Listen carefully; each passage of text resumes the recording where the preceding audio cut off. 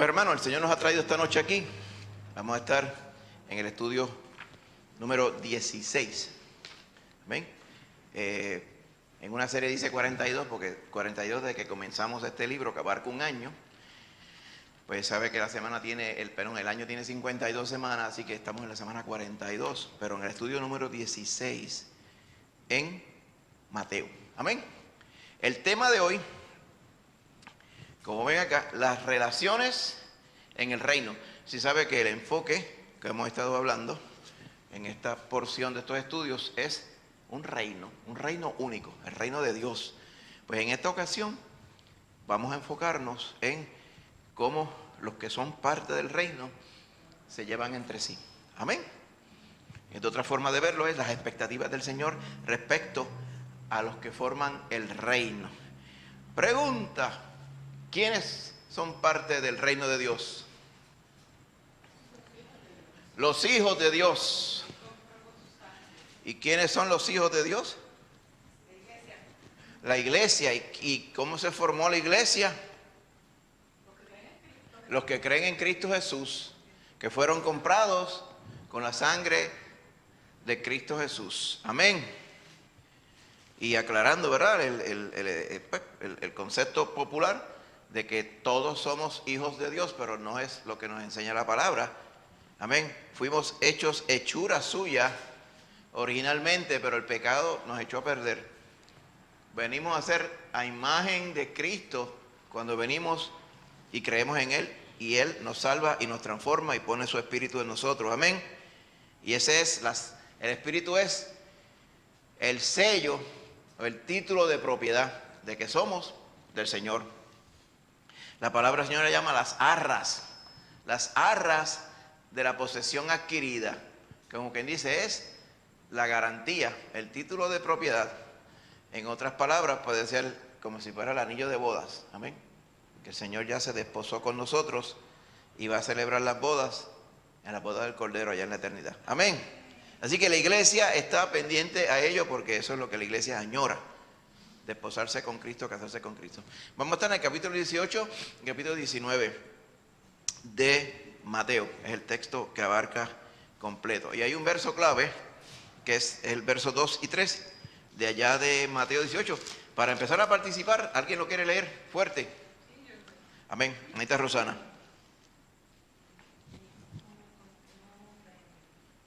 ¿Prendió?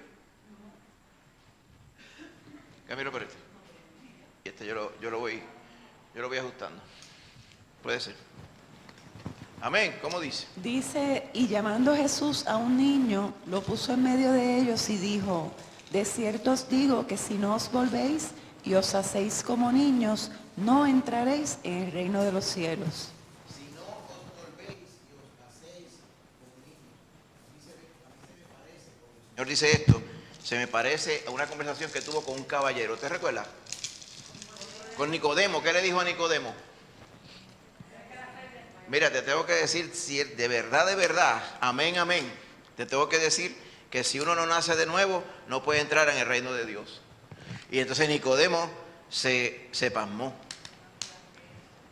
porque él pensaba, ¿verdad?, humanamente, que el reino de Dios era un reino físico, que el reino de Dios era un reino como cualquier otro reino de este mundo.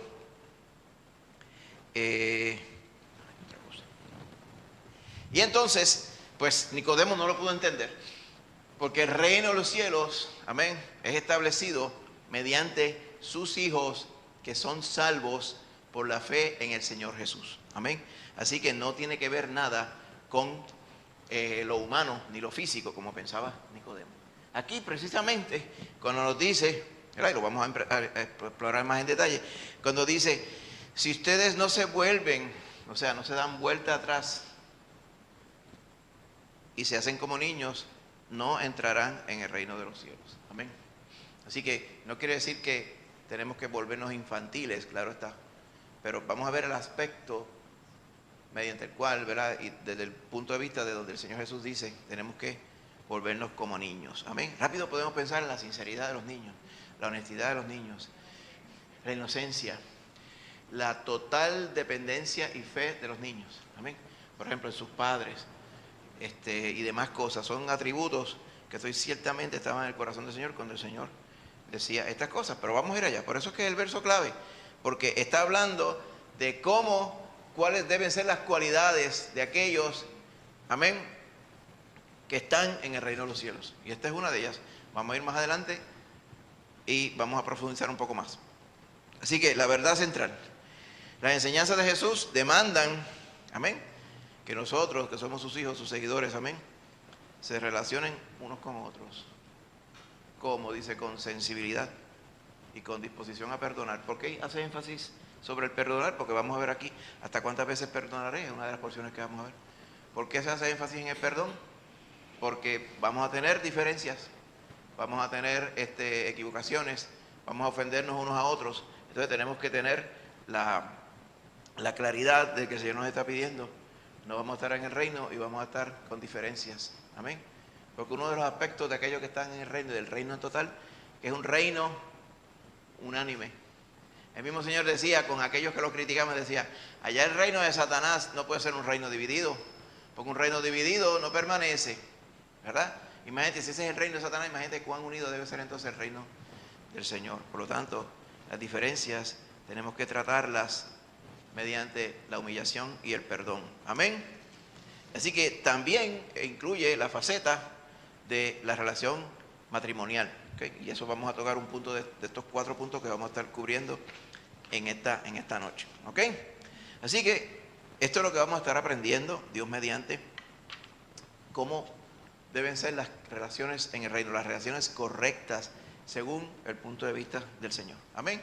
Y a manera de prólogo, usted sabe que habíamos dicho antes, pero lo repasamos ahora, el Evangelio de Mateo contiene, ¿verdad? Obviamente son 28 capítulos, pero dentro de esos 28 capítulos están lo que se llaman discursos, o un sermón, o un megatema, o sea, un tema colectivo que abarca varios capítulos o una cantidad de versículos. Capítulos 5 al 7 está contenido lo que comúnmente le llamamos el sermón del monte, el discurso del monte o de la orilla del lago de Galilea, ¿verdad? Donde el Señor profirió estas palabras. Capítulo 10 nos habla del apostolado. Ese es el tema. Si usted va allí un momentito, dice, amén, la misión de los 12, la elección de los 12 y su misión, amén. Y dice, yo les estoy enviando como ovejas, en medio de lobos, amén. No tengan temor. O sea, ese apostolado, tema de capítulo 10. Capítulo 13, recuerda qué tipos de relato había en el capítulo 13. Las parábolas. Y las parábolas era para explicar el reino. Amén. Capítulo 18, amén, habla de la iglesia en general. Si usted viene a ver, ¿verdad?, la forma en que él establece el reino. Por eso en el capítulo 18 comenzando, versos 2 y 3, versos clave, tenemos que ser como niños para estar en el reino de los cielos. Y los capítulos 24 y 25 viene a ser el quinto discurso, que habla de qué cosas, si usted recuerda, del fin, del futuro, amén. Es profético sobre el futuro, amén. Así que a 5 de esos grandes temas o discursos están en el Evangelio de Mateo, amén. Sin embargo, en el estudio de hoy nos vamos a enfocar en el cuarto de estos discursos, que es la iglesia, capítulo 18. Por eso en la forma de describirlo en el Evangelio de Mateo lo llaman el reino, amén. Usted ha escuchado mucho hoy que se habla del reino. Otra connotación, vamos a conquistar las naciones y establecer el reino de Dios, ¿ok? Y todo este tipo de cosas, ¿verdad? Y se incita y se enfatiza mucho en ello, pero desde el punto de vista, ¿cómo digo yo?, de dominio. Se le llama en colectivo la teoría o el evangelio del dominio, o la doctrina de la iglesia dominando. ¿Dominando qué? Dominando y conquistando las naciones. Pero en ningún lugar de la palabra del Señor, en el Nuevo Testamento específicamente, encontramos que Dios a través de Cristo nos manda a conquistar naciones, ¿verdad? Él nos manda a predicar el evangelio, amén. y que todos puedan escuchar el Evangelio. El convencimiento y el crecimiento lo da Él. Él mandó a la iglesia a predicar el Evangelio y a ser testigos del Señor, mediante nuestra boca y nuestro testimonio. Amén. ¿De dónde viene este asunto de esta noción de conquistar las naciones?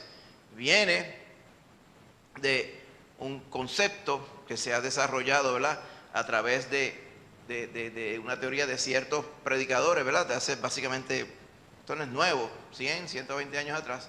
Lo que pasa es que se ha acelerado y esto va por olas, donde entienden que si a la iglesia le fue dado el poder de Dios, le fue dada la autoridad, ¿ok?, pues entonces ellos empiezan a extrapolar y dicen que la iglesia sustituyó, amén, a Israel. Israel ya no tiene papel porque todos somos miembros, ¿verdad?, del Señor, y ya no hay una diferencia entre griego, ¿verdad?, ni judío, entre esclavo ni libre, y eso es cierto respecto a la salvación que Dios ofrece a todo el mundo. Eso es que es importante ver el contexto de las porciones de la Biblia. Pero hemos explicado aquí que Dios tiene todavía un plan con Israel. Israel no está quitado del panorama. Israel es Israel, la iglesia es la iglesia. Amén.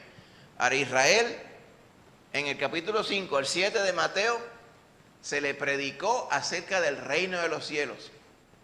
Pero la palabra es clara cuando dice, a lo suyo vino, pero los suyos no lo quisieron. No quisieron tener parte con el Señor.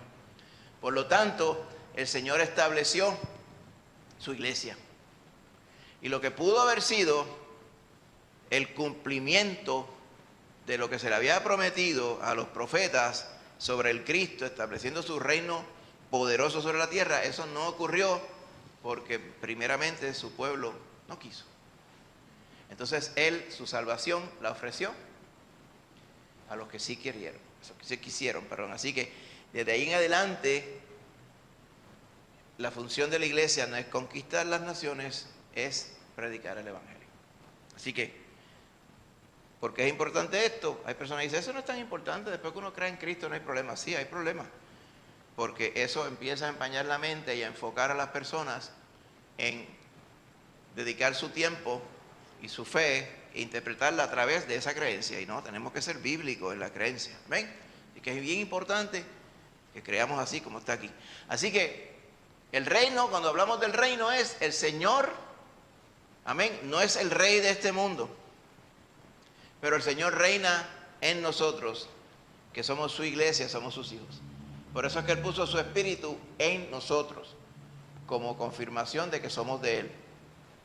Ahora, va a haber un momento dado que van a haber cielos nuevos y tierra nueva, eso la palabra lo describe, cuando el Señor venga a buscar su iglesia. Mientras tanto, el reino de este mundo es el reino del diablo, y la iglesia está puesta como extranjera en el reino del diablo.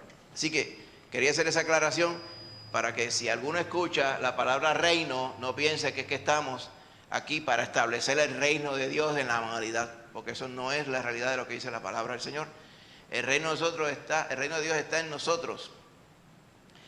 Y cuando el Señor venga, ¿verdad?, sobre este mundo en juicio, amén, Él va a establecer su reino eterno. Amén. Va a haber una antesala que se llama el milenio. Él va a reinar 1000 años como una antesala antes que vengan cielos nuevos y tierra nueva. Todo esto lo hemos explicado en diferentes, ¿verdad?, sermones y estudios, y que cualquiera de ellos, pues si alguien tiene alguna duda, la puede referir a nosotros y lo dirigimos a donde está el material. Amén. Así que lo que vamos a estar viendo hoy, hermano, el bosquejo, 4 porciones.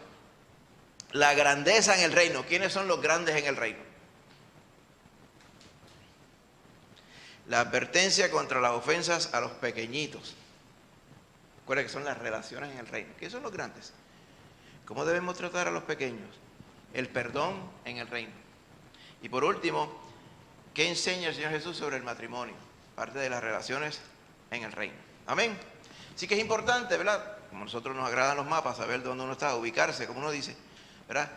Allá en Galilea, en la región de Capernaum, donde la inmensa mayoría de los eventos que vemos en el ministerio de Jesús ocurrieron, ¿amén?, allá al noroeste del lago de Galilea, ¿verdad? Aquí apuntando con la flechita. Allí mismo está Capernaum, ¿verdad? Y todos estos lugares, ¿verdad? Que en aquellos tiempos uno pensaba que eran ciudades, en realidad eran como unos pueblitos, unos poblados, ¿ok? Sí, se ve. Sí, se ve. De aquí se ve hasta acá. Sí, se ve. Entonces, aquí se ve, ¿verdad? Este lado es mucho más bajito que este. Esto hay unas montañas que uno se para y puede ver al otro lado, ¿verdad? En una ocasión pues tuvimos la bendición de estar por allá. Y nos quedamos aquí, en Tiberias. Dimos la vuelta alrededor. Capernaum fue unas cuantas veces y llegamos a ir a Bethsaida, de donde era Felipe. Pues, visitamos Gergesa, donde fue los demonios que cayeron en los cerdos y cayeron acá abajo, ¿no? Toda esta área. Empezamos por Nazaret, que estaría por aquí, míralo aquí. Fue una ciudad que no aparece aquí, que se llama Sífori. También fuimos. Sí. A Cesarea, estamos aquí, bajando para acá para ir a Jerusalén. Cesarea Marítima, amén. Así que todas estas cosas, ¿verdad? Uno las vio cara a cara y puede más o menos relacionar, especialmente la topografía, cuando el Señor dice, pues mira, ¿dónde se paró el Señor? Se ve el lago de Galilea, entonces ve cuando sube el terreno así, dice, pues mira, el Señor se pudo haber parado aquí, se pudo haber parado allá, amén. Especialmente en estos lados acá, amén. Así que uno lo puede visualizar un poquito más. Así que, primer tópico, la grandeza en el reino. La grandeza en el reino. ¿Y por qué a alguien le podrá interesar saber quién es el grande? Claro que aquí hay un tema que el Señor lo rota, porque la pregunta que va a hacer los discípulos es que ellos estaban pensando en grandeza como los seres humanos piensan en grandeza, pero el Señor, el concepto de grandeza es completamente diferente. Lo vamos a ver. De hecho, vamos a dividir los 4 porciones. ¿Quién quiere leer esta primera porción? Manita Úrsula, la segunda porción. Lorian, la tercera porción. Rosana, la cuarta porción. La leo yo. Muy bien. Súper. Pues va a leer la manita Úrsula, versos 1 al 4, que están aquí arriba también. Sí, capítulo 18, versículos del 1 al 4. Amén. Dice, en aquel tiempo los discípulos vinieron a Jerusalén diciendo, ¿quién es el mayor en el reino de los cielos? Y llamando Jesús a un niño, lo puso en medio de ellos y dijo, de cierto os digo que si no os volvéis y os hacéis como niños, no entraréis en el reino de los cielos. Así que cualquiera que se humille como este niño, ese es el mayor en el reino de los cielos. Vamos a analizarlo al trasfondo de varias preguntas para que todos podamos participar, ¿verdad? En la interpretación. Yo estoy seguro que usted lo conoce a cabalidad. Vamos a ir en detalle sobre ello. ¿Qué actitud notamos en los discípulos? Vinieron a Jesús y le dijeron, ¿quién es el mayor? ¿Cuál pensaría usted la intención de los discípulos? Señor, estás tú y debajo de ti, ¿quién es el que manda? ¿Ok? ¿Es eso importante? Es importante saber quién manda. Es importante saber quién es quien, cuestión de ley y orden, quién es el que tiene la autoridad. Pero es obvio que la intención de los discípulos era, debajo de ti, Señor, quién es el segundo en mando. ¿Okay? Esa parte no es importante. Porque más adelante, claro, no podemos interpretar estos versos solamente por lo que está aquí, pero conociendo el contexto completo de la Escritura, amén. Todos somos miembros del cuerpo de Cristo y cada miembro es diferente de uno del otro, pero cada miembro tiene su función, amén. Esa parte es importante. Así que, ¿qué podemos decir cuando somos todos iguales, pero tenemos funciones y ministerios diferentes, verdad? Quiere decir que no es que necesariamente haya uno que sea más importante que otro. En ese contexto, es que ellos hacen la pregunta, ¿quién es el mayor? Amén. Así que, algo importante es que ellos tuvieron la iniciativa de ir donde Jesús a hacerle la pregunta. Obviamente era algo que querían ellos saber, algo que les picaba la curiosidad, o posiblemente pensando, estaban discutiendo hasta ellos también, hablando a ver quién sería el mayor. Quizá ella ya tenía más o menos los que deberían ser el mayor según su opinión y van donde Jesús para que el Señor les aclare la duda. Amén. Así que eso fue lo que le preguntaron a Jesús. El Señor le contesta, Él no le dice, el mayor es Pedro y después viene Jacob, después viene Juan, ¿verdad? Porque así dijeran, más o menos así fue que quedó en una, pero en realidad no quedó así, cada cual tuvo su ministerio. Dice, Él le dijo, de cierto os digo, lo que quiere decir de cierto os digo, lo que estas palabras que están detrás es, amén, amén. Amén, amén. Si no os volvéis y os hacéis como niños, no entraréis en el reino de los cielos. La palabra volvéis, la que está por detrás es metamorfo. Yo creo que es la metamorfo. ¿Qué quiere decir metamorfo? Transformar nuestra conciencia, nuestra convicción. Si ustedes no se transforman y se hacen como niños, no entran en el reino de los cielos. Literalmente es lo que dice así el Señor. ¿Ok? Así que, ¿cómo son los niños? Es la pregunta. ¿Qué cualidad de un niño piensa usted que se refería a Jesús? La inocencia es una.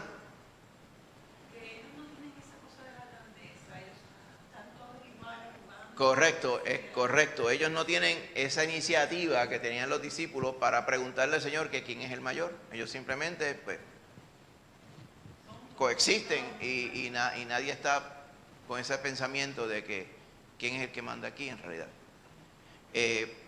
Respecto a su confianza, podemos decir que el niño confía. Vamos a ver la relación de sus padres, ¿verdad? Con sus adultos. El niño confía. Por eso es que está el refrán, es como quitarle un dulce a un niño, porque el niño obviamente cree las cosas que se le dicen, ¿va viendo? Y esa inocencia, pero esa receptividad era la que se refería el Señor aquí también. Amén.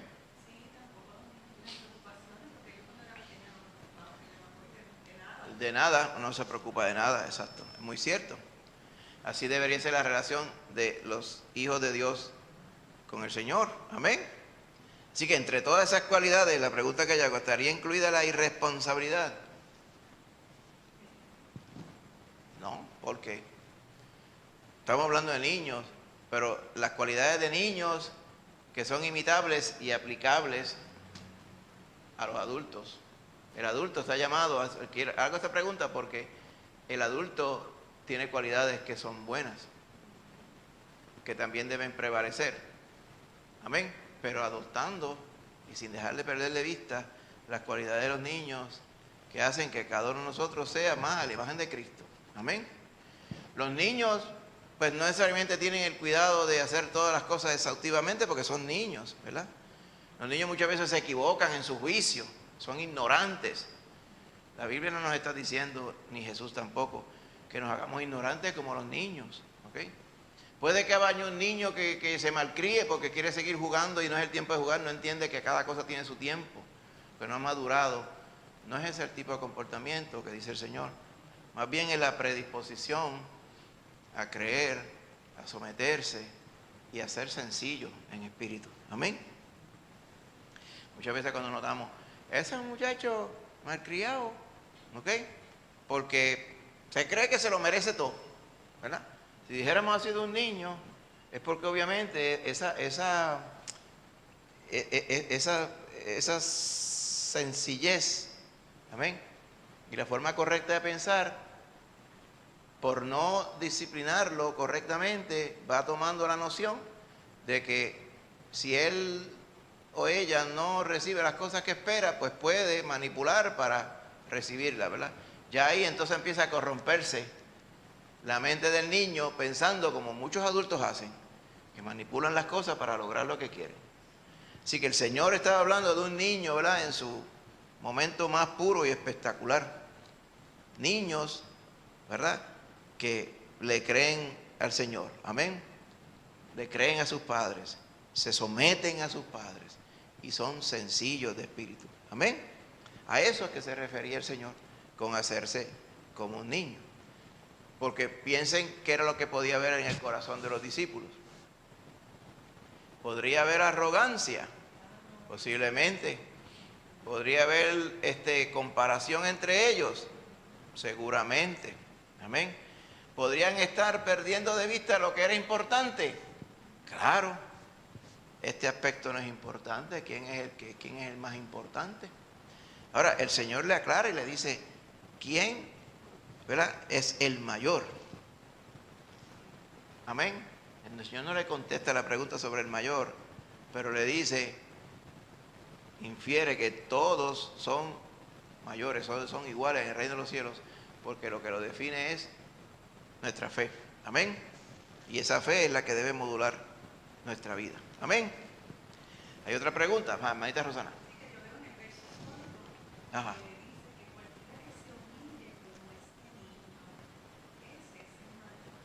Amén. Él lo puso en el medio, puso como ejemplo.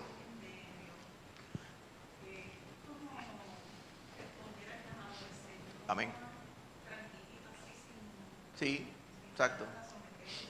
Obediente. Obediente. Una cosa contextual de la cultura de aquellos tiempos. Los niños no se consideraban esenciales en la sociedad. Al igual que en cierto renglón también las mujeres, ¿verdad? Tristemente para los dos casos.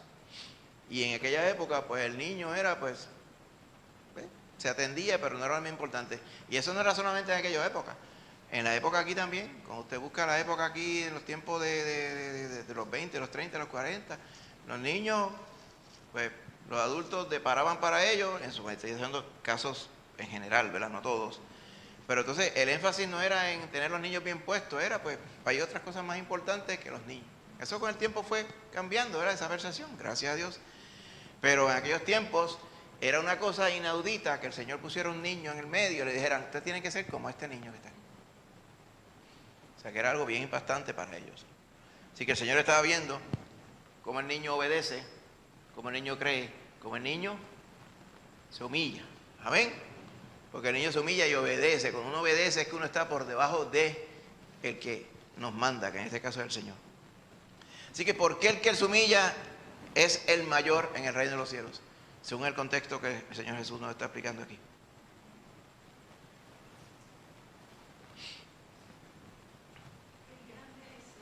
Correcto. Entonces, si uno no se humilla, no puede obedecer al Señor. ¿Va bien? O sea, por eso es que la humildad y la sencillez son esenciales. Y yo le he dicho muchas veces, si usted ve a alguien que se proyecta y dice que es creyente, pero anda en arrogancia, yo lo dudo completamente, hermano, que sea un hijo o una hija de Dios. Porque lo primero que está incrustado permanentemente en el corazón de uno que ha conocido a Cristo es que uno viene a servir al Señor. Y hay que estar humillado bajo el Señor. Por eso es que es Señor. Entonces uno se humilla debajo de Él. Y se humilla con nuestros hermanos también. Amén. Cuando alguien se proyecta arrogante es que no ha conocido al Señor. Aquí podemos decir lo mismo de los discípulos. Y podemos decir, ellos estaban en el proceso de comprender todo lo que conlleva ser del reino de Dios, ser de la iglesia. Así que podemos decirle, vamos a decir que son, ¿verdad?, creyentes en crecimiento. Eventualmente de ahí saldrían los apóstoles que fueron encargados por el Señor a predicar la palabra. Amén. Así que, ¿qué fue lo que creó el querer definir el más grande de entre los discípulos? Si usted va a Marcos 9:33 para que me conteste esa pregunta.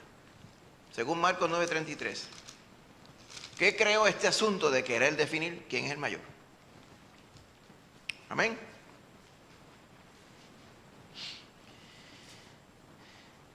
Si usted ve, el pasaje paralelo está en Marcos 9, que dice el 33, y llegó a Capernaum, y cuando estuvo en casa les preguntó, ¿qué disputabais entre vosotros en el camino? Él sabía. Pero fíjate lo que lo llevó. ¿A qué lo llevó? A discutir entre ellos. Pero que le dije, cuando ellos terminaron haciendo esta pregunta, ¿ok?, es porque estaban ya debatiendo entre ellos que quién debería ser el mayor. ¿Y a qué lo llevó eso? A estar comparándose unos con otros. Le llevó a discutir, a disputar. Tenían diferencias entre ellos. Por eso es que el Señor no establece quién es el mayor.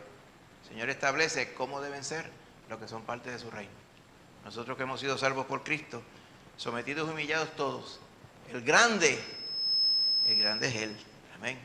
No somos ninguno de nosotros. Amén. Así que importante. En este punto, ¿alguna duda? Porque vamos a ir a los otros, ¿verdad? Para poder aprovechar el tiempo, amén. Ok, súper. Próxima porción la va a leer Lorian, ¿verdad? Y entonces, en ese tono, el Señor tenía a este niño en el medio. Así que ahora va a seguir usando a este niño como un ejemplo para el próximo punto, acerca de ofender o hacer tropezar a los pequeños. Amén. Así que vamos a leer esta porción, la maestra Lorian la va a leer. Mateo 18, 5 al 6. Y cualquiera que reciba en mi nombre a un niño como este, a mí me recibe. Y cualquiera que haga tropezar a alguno de estos pequeños que creen en mí, mejor le fuera que se le colgase al cuello una piedra de molino de asno y que se le hundiese en lo profundo del mar. Amén. Todavía con el niño en el medio y los discípulos alrededor, le dice, cualquiera que reciba en mi nombre a un niño como este, me recibe a mí. ¿Cuál es el contexto cultural? Dirán, porque yo tengo que interactuar con un niño. Porque tendría yo que recibir, o sea, que aceptar a un niño como este. Amén. Vamos a contestarlo ahora mismo, un momentito. Dice, y encima de eso, dice, está el asunto de poder interactuar con el Señor en base a cómo nosotros nos representamos delante de Él, cómo nosotros sentimos que somos mayores o menores o igual o como sea. Y el otro punto que va a hacer aquí es el ejemplo que está viendo el Señor sobre el niño. Los adultos o los que se creen que tienen la razón, hacer tropezar en la fe a los niños. Y ahí esa parte es importante, la vamos a explorar ahora, ¿verdad? Pero vamos a hacerlo mediante unas preguntas, ¿verdad? En ese verso 5, que leyó la hermanita Lorian, cualquiera que reciba a mi nombre a un niño como este, a mí me recibe. ¿Qué usted entiende implica el verso 5? Esto de recibir al Señor como un niño. Hay que ser como un niño. El corito lo dice más fuerte y es verdad. El corito dice, hay que ser como un niño para estar en el reino de los cielos. Amén. Porque implica que si uno de esos adultos que había hecho la pregunta primero, ¿podrá ser posible que uno de nosotros sea mayor ya y no lo sepamos? Era lo que estaban infiriendo allí. Dice, el Señor les dice, cualquiera que reciba de ustedes en mi nombre a un niño como este, a mí me recibe. ¿Qué tenía que hacer un adulto para poder recibir enseñanza y ejemplo de un niño? Eso es lo que estaba explicando el Señor. Tenía que bajarse. Tenía que ponerse debajo del niño. Porque el maestro implicaba que podía impartir enseñanza por su autoridad, diciendo, ¿cómo ustedes pueden aprender de este niño? ¿Qué hace falta para que ustedes aprendan de este niño? Nosotros hoy en día es algo que tenemos que tener y tenemos que al cual tenemos que amoldarnos. Pero para ellos, y está trabajo, pero para ellos allá era más todavía. Porque ellos no cabía en su mente, no cabía que un adulto pudiera aprender de un niño. Y el Señor se lo está diciendo claramente aquí. Las cualidades que yo veo en los niños, las que dijimos hace un ratito, son las que ustedes necesitan. Así que si ustedes no pueden recibir enseñanza de este niño, ejemplo de este niño, ustedes no me reciben a mí. Lo que implica que para ellos poder decir que el Señor era su maestro, tienen que estar por debajo del maestro. Amén. Para nosotros poder decir que somos siervos, hijos de Dios, tenemos que estar por debajo de. Amén. Por eso que vuelvo y le digo, sigo enfatizando, ¿verdad? Simplifíquese la vida. Usted reúnase, amén. Usted frecuente, aprenda, reciba bendición de verdaderos creyentes que andan sometidos al Señor.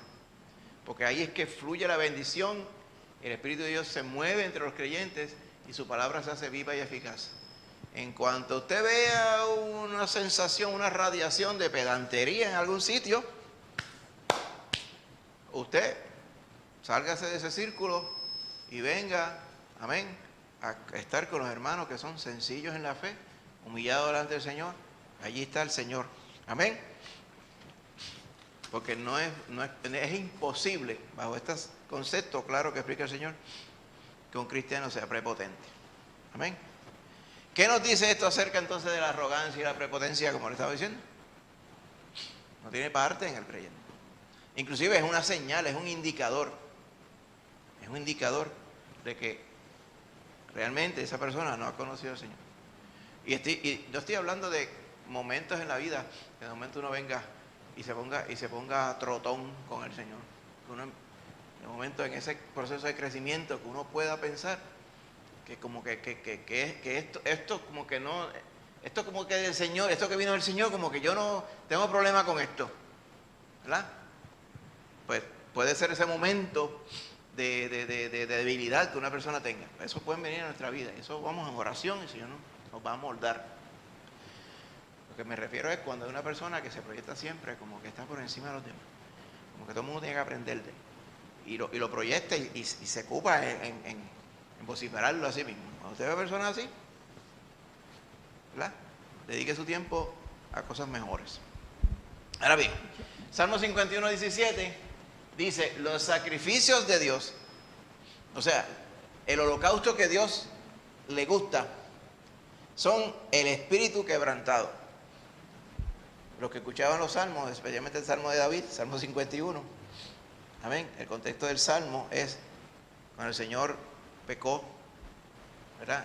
Y el profeta lo expuso y él dijo, pequé contra Jehová. Y cuidado que había sido terrible su pecado. Dice, el holocausto que tú recibes es el espíritu quebrantado. Esa es la importancia. No eran necesariamente los animales. Cuando un israelita tú le mencionabas holocausto, sacrificio, empezaba pues en el cordero, empezaba en el macho cabrío, empezaba en el ternero de un año, todas estas cosas, en las palomas y esas cosas. Sí. Aquí él decía, es el espíritu quebrantado. Dice, al corazón que está contrito, o sea, contrito está como una pasa, eso es lo que quiere decir contrito. Como que le dieron un apretón y se secó, de tan dolido, humillado, entristecido y avergonzado delante de Dios y arrepentido. Dice, a ese corazón humillado y contrito, tú no vas a despreciar. Eso es lo que le quería decir el Señor aquí. Si ustedes no son contritos de corazón, sencillos, humildes y dignos, se ponen dignos de recibir enseñanza y ejemplos de este niño, nunca lo van a poder recibir de mí tampoco. Y no pueden ser parte del reino de los cielos. ¿Se acuerda? Más adelante, el Señor, antes de ser entregado, lavaría los pies de los discípulos. ¿Se acuerda quién se puso resistente a la cosa? ¿Qué le dijo Pedro? ¿Tú me vas a lavar los pies a mí? Jamás. ¿Qué le dijo el Señor? Si no te lavo, no puedes tener parte conmigo. ¿Qué le dijo Pedro? Pues no solamente los pies, sino las manos y la cabeza también. O sea, porque Pedro tenía que tener parte con el Señor, pero él no había comprendido el ejemplo que le quería dar el Señor. Si yo soy vuestro Señor, por eso le pregunta, ¿comprendieron lo que quiere decir esto? Si yo que soy vuestro Señor, me he humillado a hacer lo que hace un esclavo, y el esclavo más bajo de la casa, que es lavarle los pies a los que llegan a la casa de visita. Los pies todos llenos de tierra y de fango, pues el esclavo se bajaba literalmente en el piso y lavaba los pies de una punchera, se los secaba, le echaba perfume, ¿sabes? Y eso lo hizo el Señor con ellos. Es decir, el que no esté dispuesto a hacer esto con los demás, pues no me ha conocido en realidad. Amén. Verso 6. ¿Qué nos advierte el verso 6? Ahora, como que empieza a cambiar de tema, pero en realidad no está cambiando de tema. Está hablando de ser sometidos y humillados y pensar en los demás primero, ¿verdad? Verso 6. ¿Qué dice? ¿Qué nos advierte? ¿Contra qué? Exacto. En él. Se refiere a los niños y se refiere a los adultos que crean en él, a cualquiera que crea. Amén. Aquí ya el contexto amplía, ¿verdad? No quiere decir que los niños no puedan creer. ¿Okay?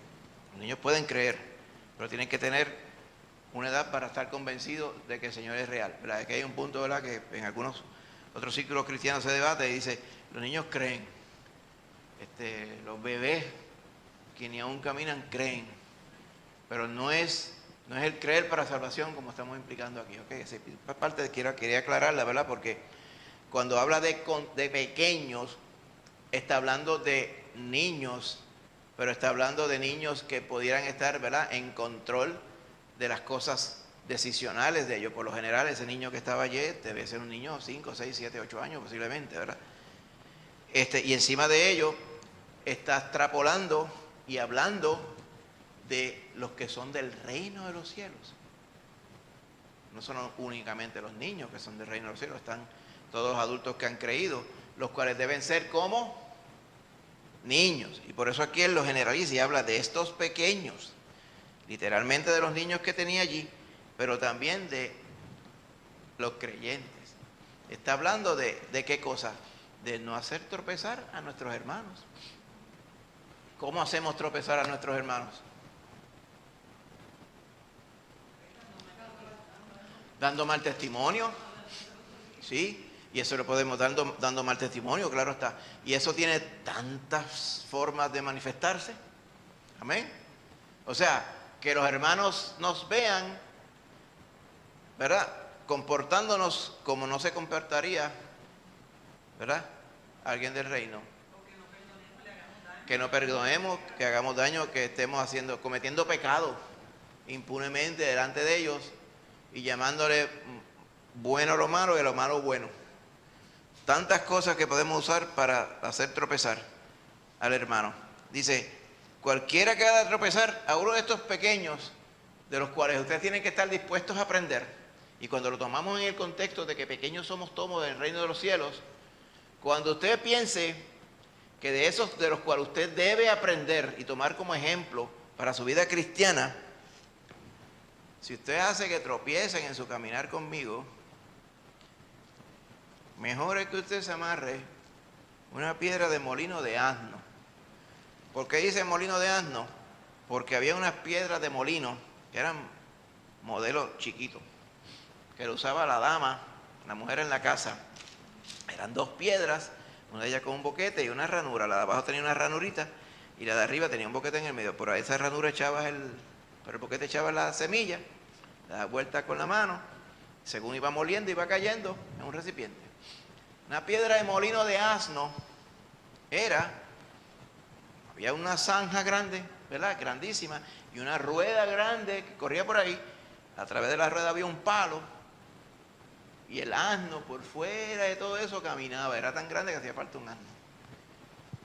¿Qué podía pesar? Quizás 400, 500 libras la piedra. Dice, mejor es que se amarre una piedra esa en el cuello y se tire al mar. Como quien dice, es algo que el Señor ni considera, pero es algo que el Señor también castiga y objeta en aquellos que se llaman sus hijos. ¿Ok?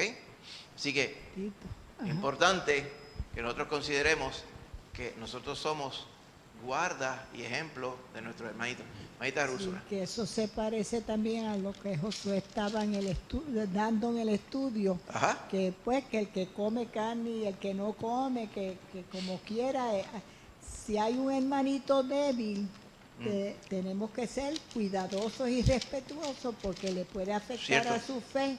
Cierto. Cómo uno obra. Cierto. Que eso también es parecido.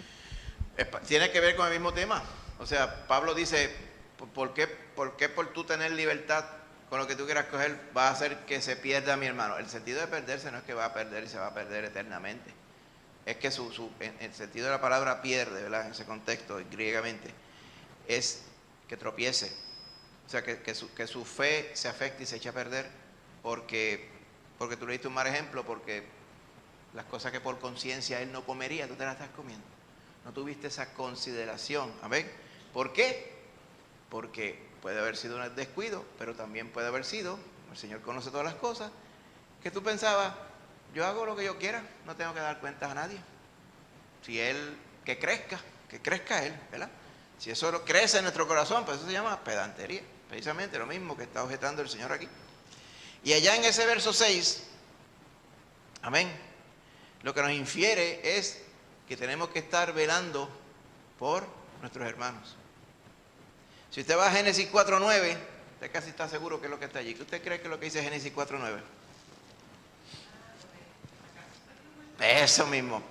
Jehová le dijo a Caín, ¿dónde está Abel tu hermano? Y él respondió, no sé, ¿soy yo acaso guarda de mi hermano? ¿Cuál es la contestación? Sí, todos somos guardas de nuestros hermanos. Amén. Así que por la sinceridad y el crecimiento en la fe, nosotros somos responsables ante el Señor por nuestros hermanos. Amén. Seguimos al próximo punto.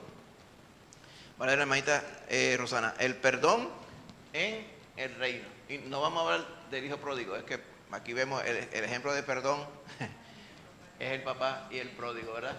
Pero vamos a hablar más bien acerca de cuántas veces debemos perdonar, cómo debemos perdonar. Mateo 18, 21 al 22. Entonces se le acercó Pedro y le dijo, Señor, ¿cuántas veces perdonaré a mi hermano que peque contra mí? ¿Hasta 7? Jesús le dijo, no te digo hasta 7, sino aún hasta 70 veces 7. Amén. Esto lo hemos visto en muchas ocasiones, ¿verdad? El Señor le dice 70 veces 7. ¿Y por qué tanto sale el número 7 aquí? Porque los fariseos, que eran los que típicamente enseñaban, y los escribas eran los que copiaban la ley, hacían copias de la ley. Los fariseos eran los que dictaban mayormente la doctrina y la interpretación de la ley de Moisés. Pues ellos interpretaban, ¿ok?, que sí, la ley de Moisés, palabra de Dios, mandaba a perdonar. Pues ellos decían, si usted perdona 3 veces, ya eso es suficiente. ¿Ok? ¿Por qué 3? Pues porque 3 es más que 1. Y es generoso, o sería generoso, yo perdonar no 2 veces, sino 3 veces. Y el perdonar 3 veces, parte de lo que ellos teorizaban era, pues yo me aseguro de siempre perdonar, porque perdoné 3 veces. Por si acaso la primera no fue perdonar. Y ellos hacían estas cositas que eran las verjas protectoras de la ley. Este concepto, por ejemplo, de el día de reposo. Decía, ese día de reposo vas a reposar y ningún trabajo común vas a hacer. Eso es todo lo que dice. Y ellos dijeron, ese mandamiento no lo podemos quebrantar, el día de reposo. Pues vamos a hacer más leyes para estar seguros que no lo quebrantamos. Esas son las verjas de protección. ¿Qué inventaron? No camines más de 200 pasos ese día. Pero eso no es lo que dice la palabra, eso lo inventaron ellos. ¿Ok? Y se inventaron un montón de otras cosas más acerca de no hagas fuerza, no prendas fuego. Nadie dijo no prendas fuego.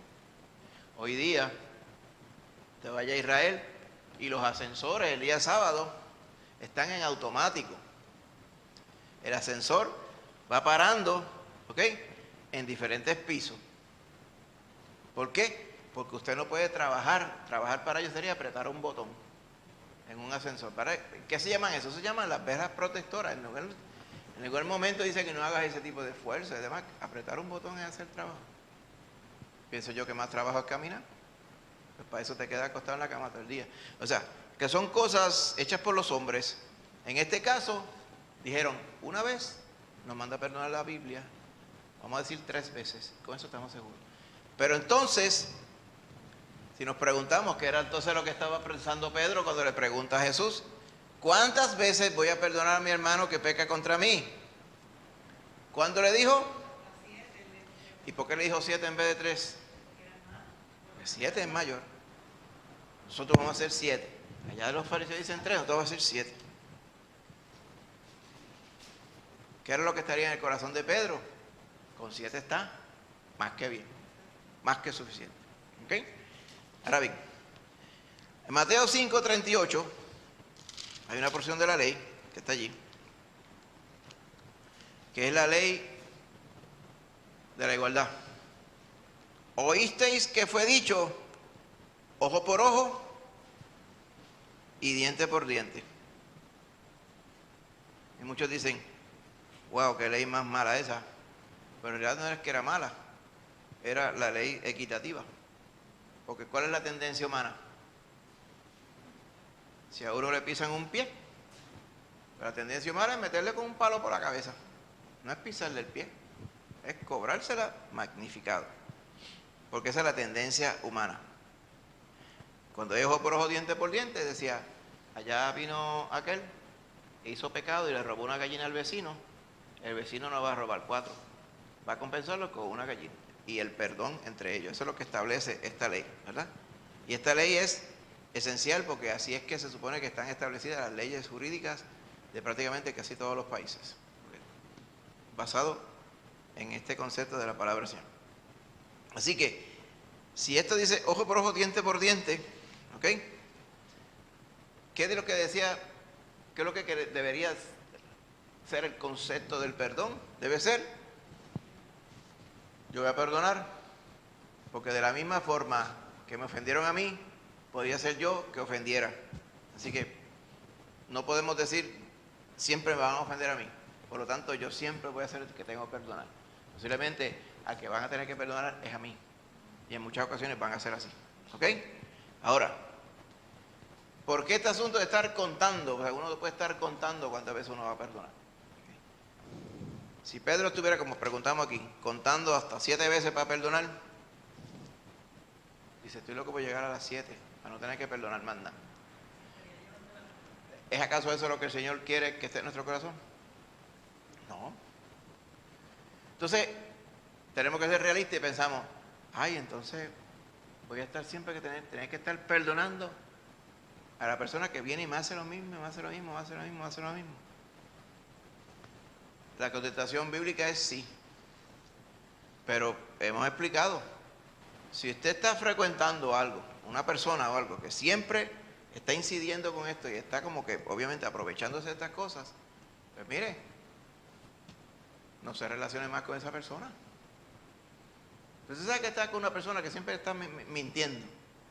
Pues mire, no se relacione con esa persona. Si esa persona llega a ser su esposo o su esposa, pues tiene que hablarlo claramente y llamarlo a capítulo. ¿Okay? Hay personas, ¿verdad?, que, por ejemplo, en la universidad, había unos allí que se dedicaban a coger prestado libros a no devolverlos.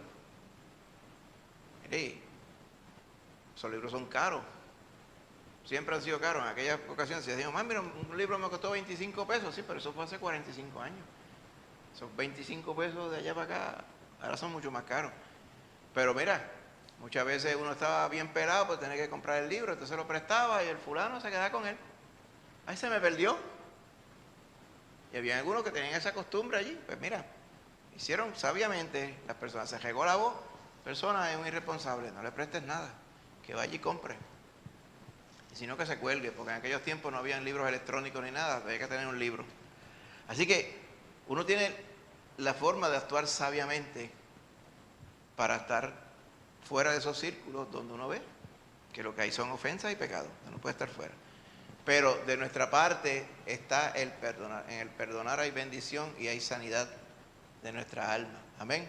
Cuando usted perdona, usted está cancelando la deuda de esa persona contra usted, la deuda de pecado. Si la persona se arrepintió respecto al Señor o no, no tiene nada que ver contigo. Pero para que tú estés sano contra esa persona, contra esa ofensa, esa deuda que esa persona tiene contigo, tú le perdonas la deuda. Y el Señor se encarga de la parte tuya. Amén. De la parte tuya para que tú estés tranquilo en el Señor. Y se encarga también, si hay que castigar a la persona, el Señor se encarga. Dice, mía es la venganza, yo voy a dar el pago. Así que con esas cosas uno no se preocupa. Lo que sí debemos tener es, para relacionarnos en el reino con nuestros hermanos, tenemos que perdonar unos a otros. Amén. Importante. Fíjate que ahí no está hablando de esta es la magnitud de la ofensa, o esta ofensa, si esta no está diciendo todas las ofensas. El Señor quiere que nosotros perdonamos. ¿Cuántas ofensas no nos perdonó el Señor? ¿En cuántas nos dejó para después? Ninguna. El Señor nos perdonó todos los pecados. Acuérdense que la comparación aquí no es necesariamente el niño, ahora está diciendo,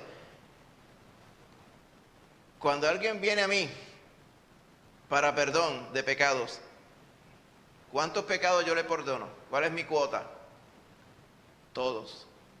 Inclusive Juan entendió eso claramente, ¿verdad? Cuando vamos allá a Juan, dice, si confesamos nuestros pecados, Él es fiel y justo para perdonar nuestros pecados y limpiarnos de toda maldad. El problema es si decimos que no tenemos pecado. Amén. Recuerde que todo está aquí en el concepto de cuán grande es el Señor que está sobre nosotros. Y con esto terminamos. Vamos al último punto. Dije que lo iba a leer yo, ¿verdad? La enseñanza de Jesús sobre el matrimonio. ¿Ok? En capítulo 19, ahora sí vamos a capítulo 19, versos 3 al 9. Amén. Dice, entonces vinieron a él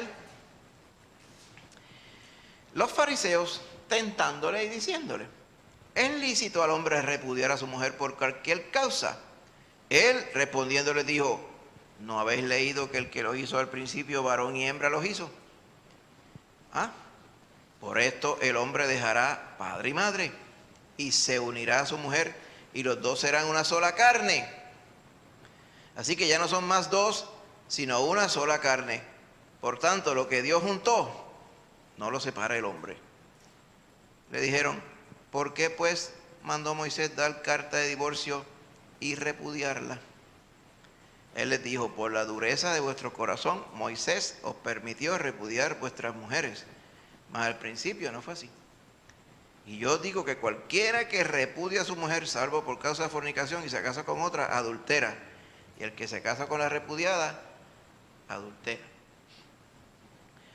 Hay que tener un poquito de contexto aquí. Obviamente lo que le preguntaron los fariseos a Jesús, ¿verdad?, es sobre, ¿puedo yo votar a mi mujer y divorciarme de ella porque ya me cansé por cualquier causa? ¿Ok? Y el Señor no les dice sí ni no, les cita la palabra. Amén. ¿Por qué usted piensa, primero que nada, antes de ir a la explicación, que le preguntaron eso? Por lo que usted lee después.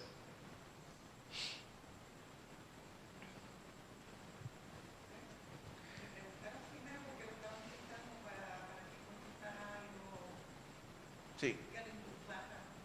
Básicamente, dice para tentarle. Muchas veces cuando dice así, ellos querían que él fuera el juez entre ellos. ¿Okay? Y vamos a dar un poquito de contexto para que usted pueda entender qué era lo que estaba pasando. Allá en Deuteronomio, cuando dice, Moisés, ¿verdad?, permitió dar, ¿qué? Carta de divorcio. Amén. Y sí, en el verso, está en el Deuteronomio 24, correcto, vamos allí un momentito. Deuteronomio 24:1 dice, cuando alguno tomare mujer y se casare con ella, si no le agradare por haber hallado en ella alguna cosa indecente, le escribirá carta de divorcio y se la entregará en su madre a despedida de su casa. Entonces, ¿qué es alguna cosa indecente? Eso es lo que debatían los fariseos. Los fariseos fueron los que le preguntaron. Y llevaban ese debate cientos de años. ¿Ok? Y este es el contexto, ¿verdad? Habían dos escuelas de pensamiento. La escuela de un rabino que se llama Shammai y la escuela de un rabino que se llama Hillel. Son los que están aquí, ¿verdad? El detalle está aquí arriba. Shammai era conservador. Y donde él leía alguna cosa indecente, él la interpretó como algo vergonzoso y dijo, eso es adulterio matrimonial. Cuando dice, ¿qué quería decir? La única causa para que un hombre le entregue carta de divorcio a su esposa es si ella es adultera. Será Shammai. El otro caballero que se llamaba Hillel, que gobernaba la mayoría de las mentes en aquellos tiempos, era más liberal, y él dijo, alguna cosa indecente era cualquier cosa que desagradara al esposo acerca de su mujer. ¿Ok?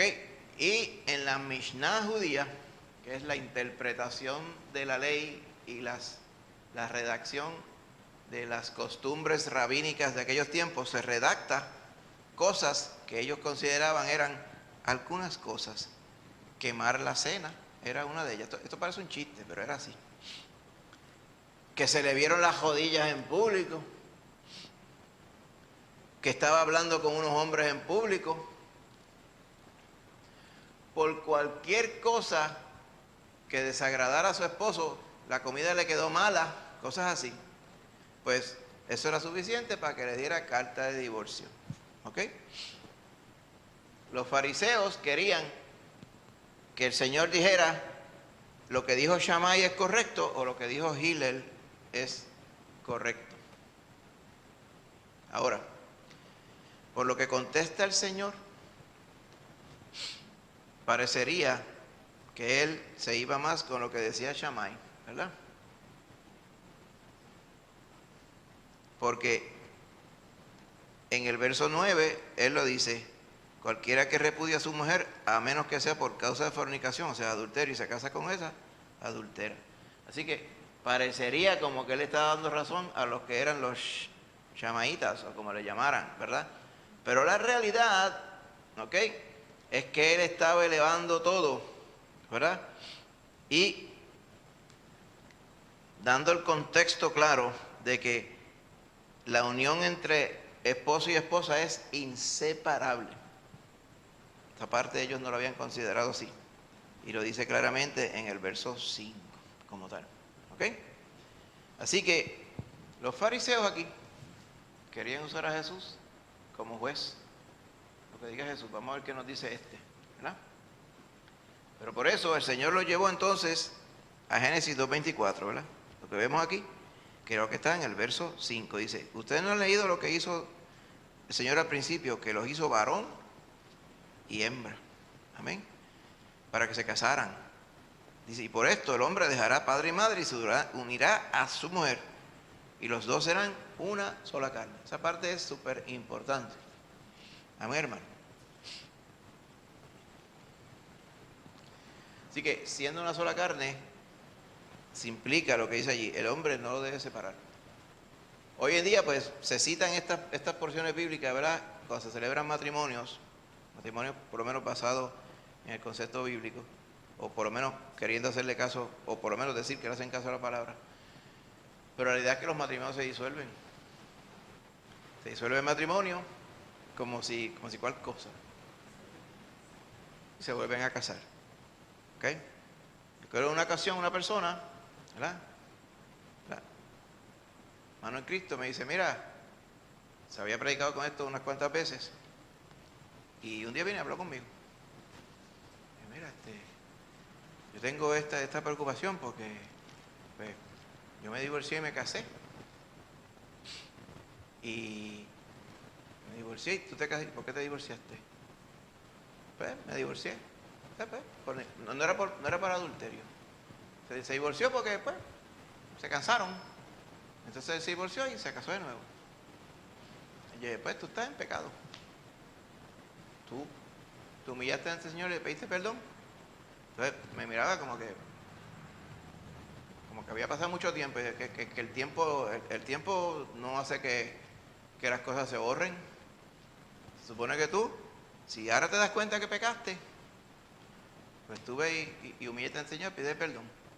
Porque no es que ahora el matrimonio que tienes lo vas a disolver, porque ya ahí tienes hijos, y no es que vas a ir con la esposa tuya otra vez, pues ya lo que hiciste lo hiciste, pero tú tienes que arreglarte con el Señor, y sincerarte con el Señor. Tú lo hiciste en desobediencia. Entonces empezó a decirme, pero entonces después, yo me casé en aquel sitio, aquel pastor me casó. Lo digo, ese es el problema, y lo toman bien liviano, hermano. Mire, aquí es esencial, aquí, una sola carne. Allá en Efesios vemos que Pablo da el fundamento del matrimonio, es la unión entre Cristo y la iglesia. ¿Usted va a dejar a Cristo algún día? ¿Cristo le va a dejar a usted? Pues entonces, ¿por qué pensaríamos que el matrimonio acá es disoluble? ¿Está bien? Este es el concepto importante. La relación con Cristo va más allá todavía. Porque no es que nosotros vamos a separarnos de Cristo. La palabra dice, ¿quién nos va a separar del amor de Dios en Cristo Jesús? Eso no lo dice de casualidad. Nada nos va a separar, como dice ya Romanos capítulo 8. De la misma forma, el concepto del matrimonio es indisoluble. Amén. Ahora, acuérdense, hermano, después de Cristo y antes de Cristo, y no me refiero a las fechas, cuando estamos en Cristo somos nuevas criaturas. Amén. Si antes de Cristo cometimos algún error, el Señor nos perdona. Estamos en ignorancia, como decía Pablo, hice muchas cosas en ignorancia. Pero ahora que estamos en Cristo, somos de Cristo, pues vamos a someternos a Cristo. Amén. Y Él va a hacer todas las cosas de manera apropiada. Ahora bien, le preguntaron, ok, pues si Dios junta, el hombre no lo puede separar, ¿por qué entonces Moisés permitió que se separaran? Verso 7, ¿qué le contesta el Señor? Por la dureza de vuestros corazones. ¿A quién quería proteger el Señor? A través de ese edicto de Moisés. ¿A la mujer? ¿Tú sabes lo que sería una mujer tal de una res como esa? Mejor, para estar con una res en la casa, mejor que esté sola. Perdonando, ¿verdad?, el adjetivo, pero es que es verdad. O sea, ¿cómo tú, una mujer, qué mujer podía ser feliz con una persona con esa actitud allí, que no la amaba, la apreciaba, como Cristo nos mandó a apreciar a las personas? Ah. Exacto, exacto. En el otro versículo, allá en el 2, porque era como si se hubiera anulado el matrimonio. Entonces, se le permitía casarse. ¿Ok? Nuevamente.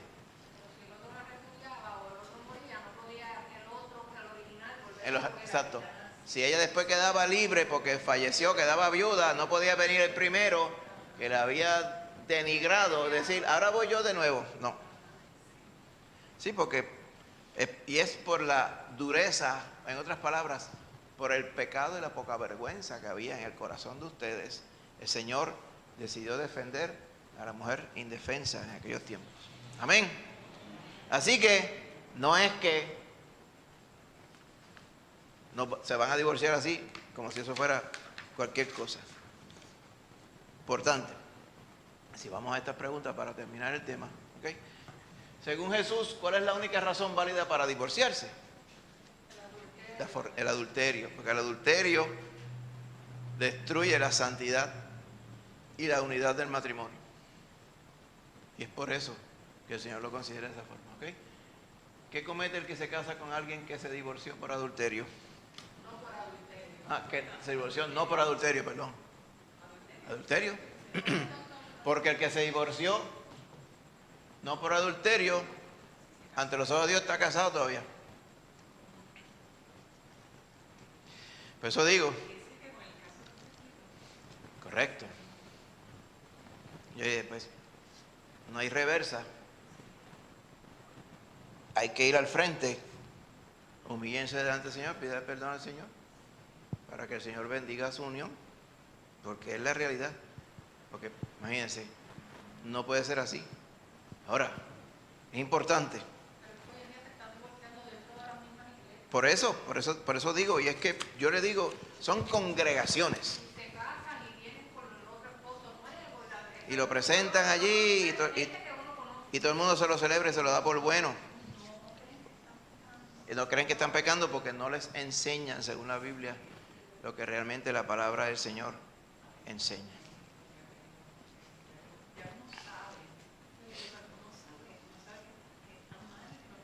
Sí, sí, sí. Igual que, ¿verdad? Si la ley la ley, ¿verdad?, de Puerto Rico, de cualquier país, establece, hay unas leyes matrimoniales, pues uno no debe quedarse, pues, de compañero. Hoy día son así. Muchos muchachos que trabajan conmigo, Mi pareja, esa es la noción ahora, mi pareja, cada vez que digo eso, la pareja. Mi pareja. ¿Qué quiere decir mi pareja? Pues que viven como si fueran esposos, pero no están legalmente casados. ¿Y por qué no se casan legalmente? ¿Verdad? Para testimonio, pero como son personas obviamente que no conocen al Señor, posiblemente sabe Dios si algunos hasta se congregan, porque andan así también, como estaba diciendo aquí Lorian. Son jóvenes mayormente, sí. Es correcto. De hecho, una de ellas que vive con su pareja ya hace unos años, tiene 2 hijas. Pues ahora, este weekend no, el próximo, amigo, tengo que buscar un día libre porque voy a ir a casarme por el juez. Y yo, pues mira, eso es lo que tú debes hacer correctamente, ¿okay? Tienes que cumplir toda justicia, ¿ok? Sí, entonces, el trasfondo es que cuando a mí me llevaban a la escuela dominical, ahí que está el asunto, porque ellos conocen de la palabra, pero muchas veces es que como oyen la palabra, pero el entorno alrededor de ellos no le están viviendo la palabra, pues piensan que es que, pues, cosas que se las lleva el viento como tal. Pero son cosas fundamentales de la vida. Amén. Gloria a Dios. Pues mire, hasta aquí nos ha ayudado el Señor, pero vamos primero a unas aplicaciones rapidito. La grandeza, ¿te acuerdas? ¿Quién es el grande en el reino de los cielos, en la iglesia? La tentación que pasaron los 12 en aquel entonces, la tenemos hoy también, de que ¿quién es el mayor entre nuestro entorno? ¿Ok? En el mundo de hoy es difícil practicar la grandeza en el reino de los cielos. ¿Por qué? Porque en realidad nosotros no estamos llamados a practicar ninguna grandeza. ¿Amén? Nosotros estamos llamados a ser humillados los unos con los otros. ¿Por qué es difícil?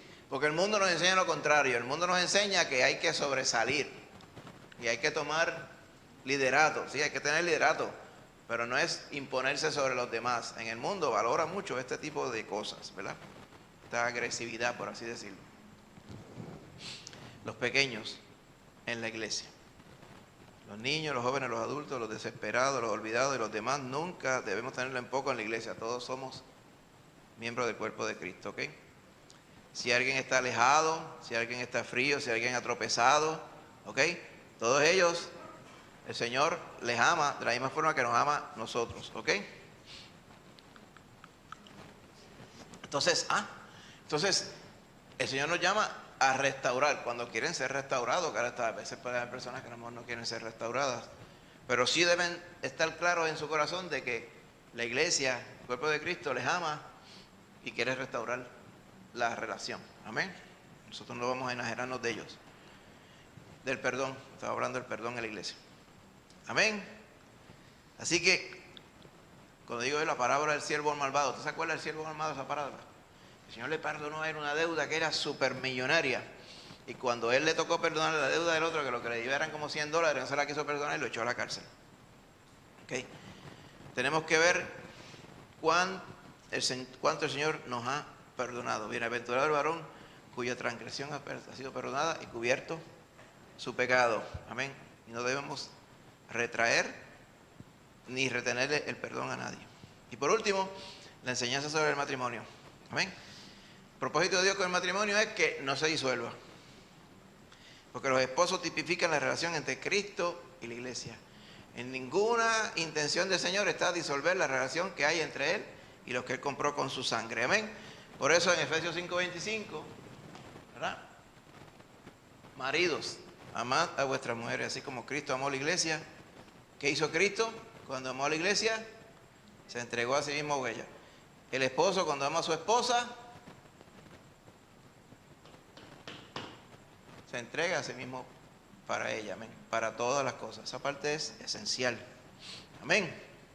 Oiga, eso es completamente diferente a lo que les pasaba por la mente a todos estos fariseos fantoches que le estaban pidiendo estas cosas al Señor. Yo me imagino que estas personas así, duras, no se amaban ni ellos mismos. ¿Cómo podían amar a su esposa?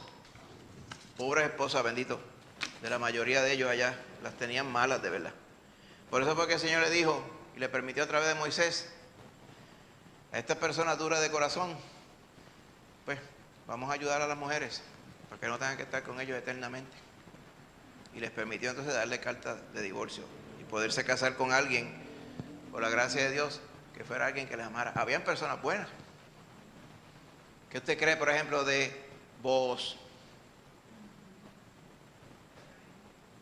el esposo que encontró Ruth, la moabita. Y ciertamente habían un montón así.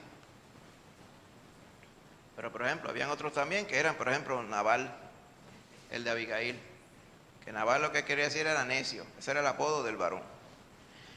Habían así, personas que eran completamente necios e insensatos. Pero de que hay personas, ¿verdad? Varones que quieren ser como Cristo Jesús, los hay también. Amén. Poquito, pero hay. Semana que viene, el servicio en el reino. Amén. Todavía estamos dentro del reino único. Así que el servicio en el reino. ¿Cómo vamos a servirnos los unos con los otros? Continuamos con el capítulo 19. Amén. Y vamos a seguir por ahí para allá. Vamos a hablar del joven rico. Vamos a hablar de los obreros en la viña. Amén. Y todas estas cosas súper importantes que vamos a ver. Amén. Gloria a Dios. Así que lea estos 2 capítulos. Para la semana que viene venimos con ellos. ¿Alguna pregunta, duda, adición? Amén. Pues vamos a estar de pie, hermano, para que el Señor nos permita ser despedidos en oración. Vamos a nuestras casas, pedirle al Señor que podamos descansar bien. Amén. Y amanecer bien mañana, fortalecidos otra vez. Oramos. Padre Santo, en esta hora, dándote gracias por ser bueno con nosotros y nos has permitido venir a tu casa para bendecir tu nombre, Señor, para glorificar tu nombre. Gracias, Padre, porque has puesto en nuestro corazón el haber sacado este tiempo para estar aquí contigo, Padre. Gracias por tu palabra, gracias por la hermana Úrsula que nos dirigió a través de la oración y los cánticos, y que todo ello, Señor, sabemos ha sido de bendición para nosotros, Padre. Permítenos ahora, Señor, meditar en esta bendición y que esta bendición perdure, Señor, en nuestro corazón, que imparta gozo a nuestra alma, Padre, seguridad, crecimiento en la fe, Señor. También, Señor, seguir poniendo nuestra mira en las cosas de arriba y no en la tierra, Padre Santo. Y que ahora, Señor, nos lleves con bien a nuestras casas. Protégenos en la calle, que lleguemos bien a nuestros hogares y que podamos descansar para el día de mañana. Mañana, Señor, ya el afán de hoy terminará. Mañana tendrá su afán. A través de ello, ayúdanos durante el día de mañana. En el nombre de Jesús, Padre, lo pedimos. Amén. Dios me los bendiga, hermanos.